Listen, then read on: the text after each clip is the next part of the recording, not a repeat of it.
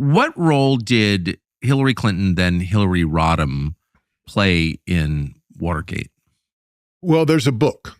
The book is called The Crime Without Honor, The Crimes of Camelot and the Fall of Richard Nixon, written in the 1990s by the former chief counsel of the House Judiciary Committee.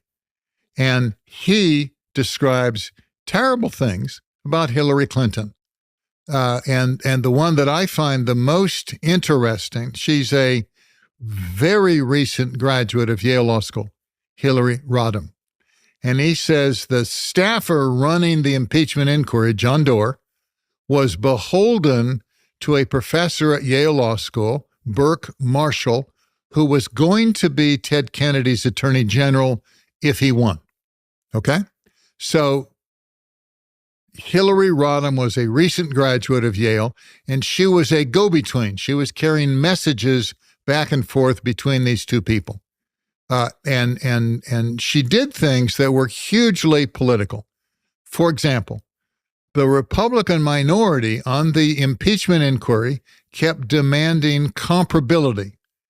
What about acts by other presidents? You say Nixon abused power, that he's responsible for abuse of power. What about other presidents? How did they respond to allegations of abuse? So Hillary's assigned the project. She goes back up to Yale and lines up the chairman of the Yale History Department, C. Van Woodward. And he gets 4 other history professors, and they work round the clock to research and write up every president from Lyndon Johnson back to George Washington and how they interacted with the Congress. And of course, there's always tension between the two branches. So they produce this manuscript, which looks too good for Richard Nixon. It says these tensions between the two branches have gone on since its founding. So they suppress it. They do not share it with the Republican minority, particularly Congressman Wiggins out of California, who was Nixon's principal defender on the House Judiciary Committee. And this is a document produced with federal money? Oh, absolutely, without question. So Hillary Clinton works for who?